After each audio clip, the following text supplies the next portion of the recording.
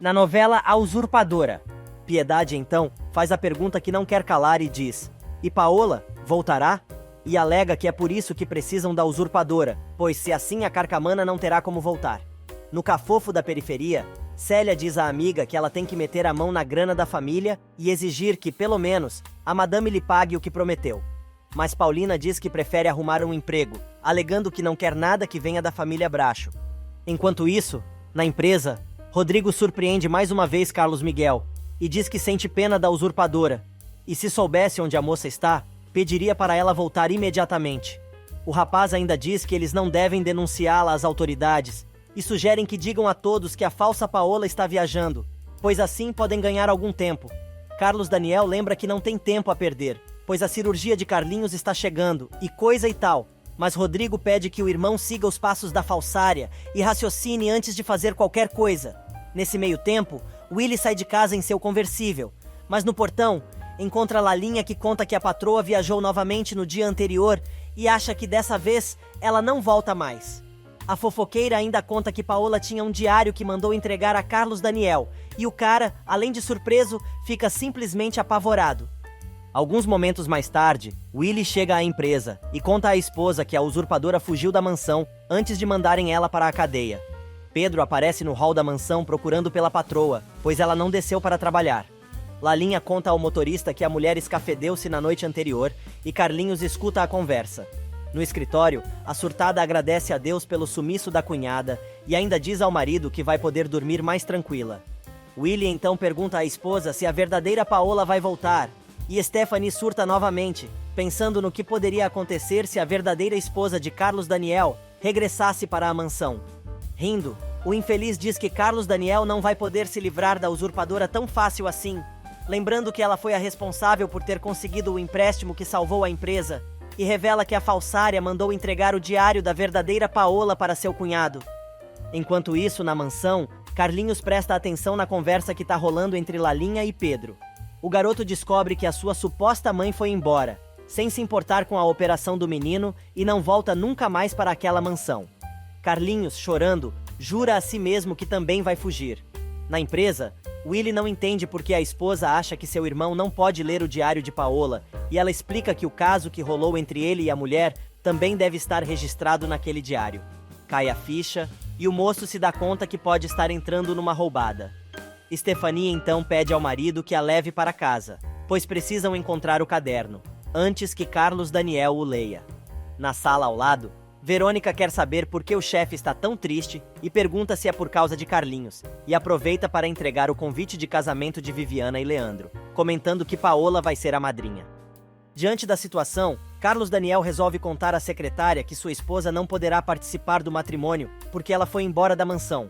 Willy e Stephanie chegam em casa apressados e vão direto procurar o tal diário no quarto da usurpadora.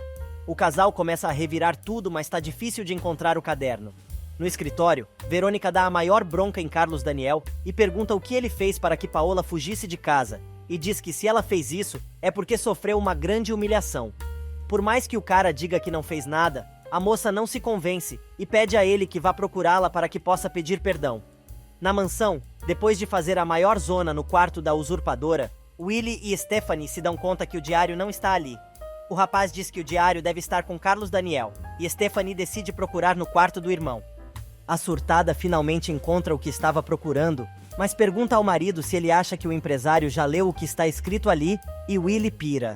Na fábrica, a galera comenta sobre o casamento de Viviana e Leandro, mas um dos rapazes acha que Leandro vai se dar mal com o matrimônio, avisando que ele logo vai levar uns chifres.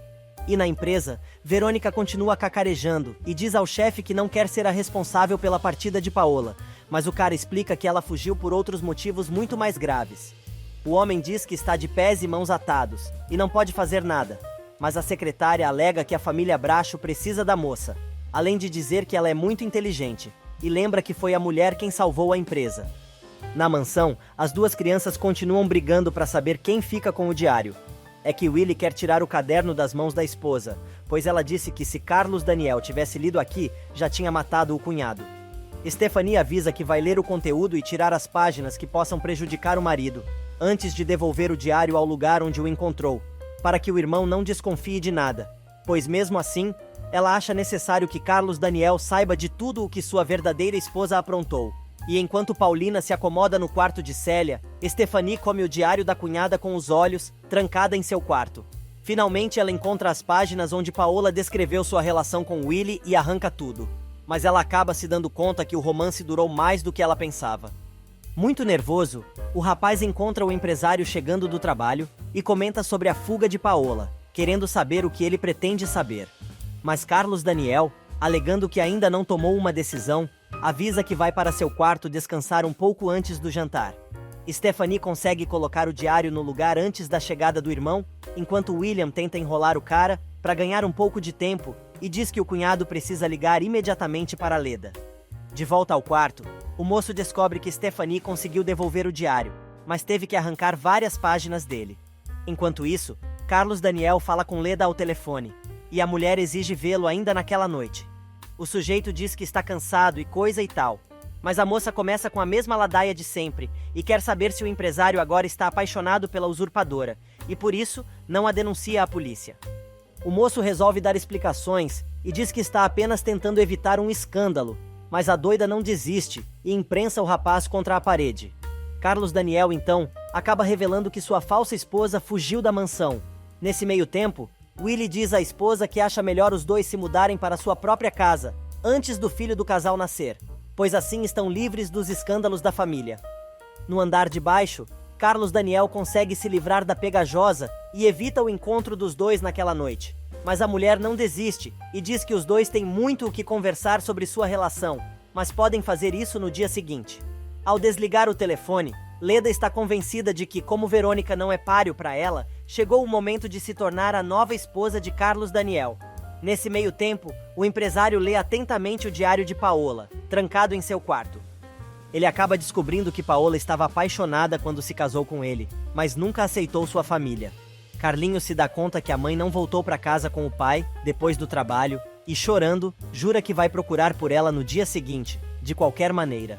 Vovó Piedade vai ao quarto do neto para saber se ele tem alguma notícia de Paola, mas o cara diz que não.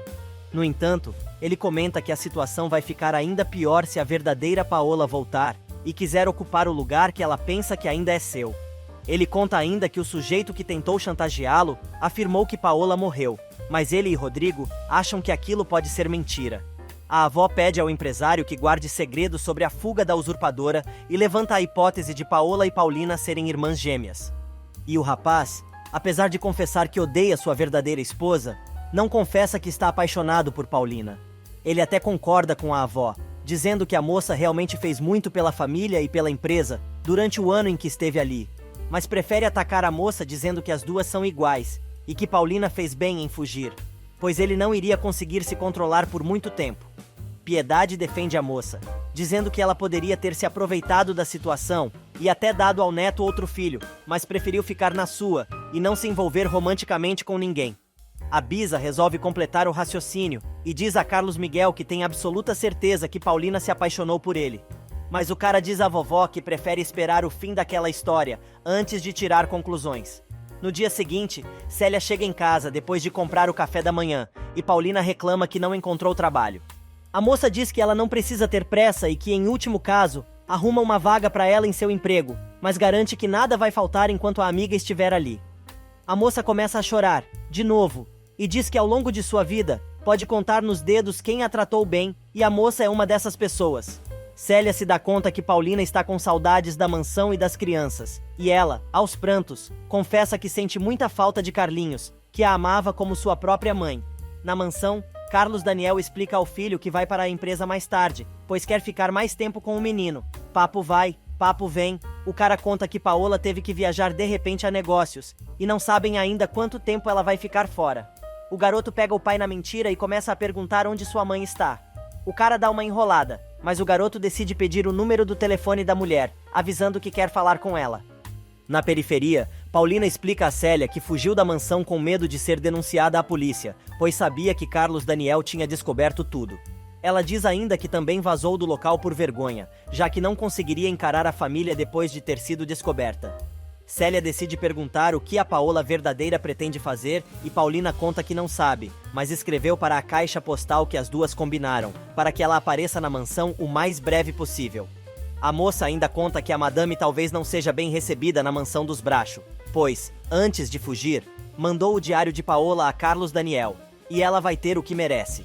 Enquanto isso, o empresário tenta convencer o filho a fazer sua cirurgia sem a mãe, mas o garoto começa a chorar e diz que não vai fazer isso. Carlinhos pede ao pai que não brigue mais com Paola e implore para ela voltar para casa de qualquer jeito. Só que o cara diz ao filho que não pode fazer isso.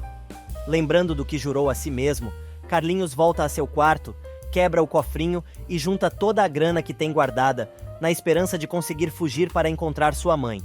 Paulina, por sua vez, chora muito, lembrando dos momentos felizes em que viveu na mansão, inclusive do beijo que trocou com Carlos Daniel. Adelina vai chamar Carlinhos para almoçar e descobre que o menino fugiu. Ela encontra um bilhete do garoto contando que foi procurar pela mãe e não volta antes de encontrá-la. Apavorada, a governanta se dá conta que o filho do patrão também fugiu de casa e corre para pedir socorro, chamando por Lalinha. Os empregados aparecem assustados e a mulher conta o que acabou de descobrir, mandando Lalinha procurar o menino na rua, pois, de muletas, ele não pode ter ido muito longe. Piedade aparece e Adelina mostra a ela o bilhete deixado pelo bisneto.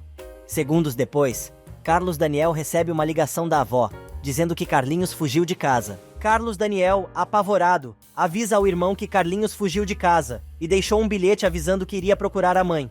Ele conta ainda que Adelina já mandou procurar o menino perto de casa, pois ele não iria muito longe de muletas. Mas até aquele momento o garoto ainda não tinha sido encontrado. E enquanto Carlos Daniel corre para casa, os empregados da mansão estão em polvorosa atrás de Carlinhos, mas não conseguem encontrar o guri. Lalinha entra na mansão e conta que não acharam o menino, mas Piedade diz que Carlos Daniel vai encontrar o filho quando chegar e diz a Adelina que Carlinhos deve ter descoberto que Paola não vai voltar. Nesse meio tempo, em Cuernavaca, Maldonado xinga Braulio, pois Paola não apareceu no almoço que ele organizou, e ainda diz que a mulher não se deu ao trabalho nem de cancelar o compromisso.